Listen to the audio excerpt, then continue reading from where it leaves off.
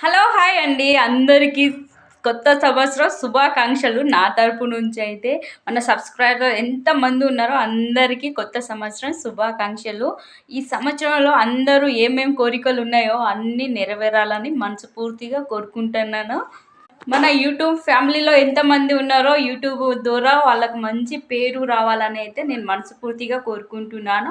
ఇప్పుడైతే దేవునికి కూడా కోరుకుందాం, ఓకేనా? చూడండి ఫ్రెండ్స్, దేవుళ్ళ ఫోటోలు అయితే అన్నీ మంచిగా కడిగి అయితే ఇలా సెల్ఫ్ అయితే మంచిగా నీట్గా తుడిచి అయితే ఫోటోలు అయితే పెట్టుకుందాం.